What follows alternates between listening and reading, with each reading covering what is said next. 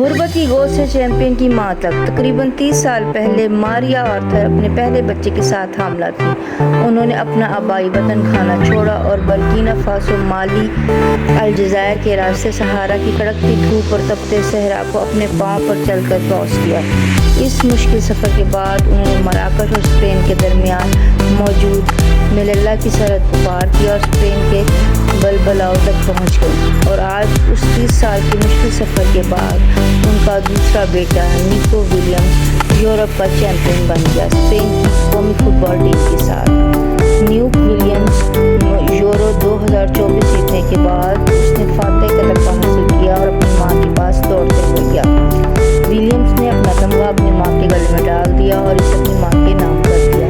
اس موقع پر نیکو ولیمز نے کچھ ایسا کہا جو سنہری روپ میں لکھنے کے قابل ہے۔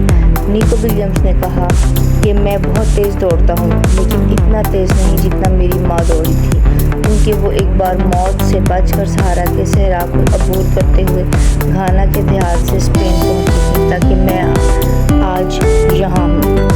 میں نے تمغہ اپنی ماں کو دیا کیونکہ وہ اس کی سب سے زیادہ حقدار ہے۔ ایم ڈی اڑان نیوز عمر سربرست، سماجی کارکن چودھری عبدالمالک کھنجرہ، چودھری علی ہاشم نے ان کے اس بہترین پیغام کو سراہا۔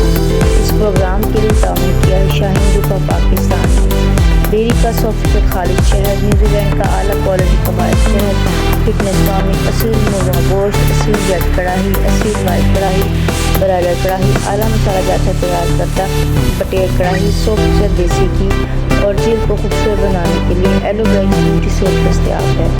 اور ہر برادری کے رشتوں کے لیے رابطہ کریں۔ Mobile number 032347878780۔ دیکھتے رہیں اڑان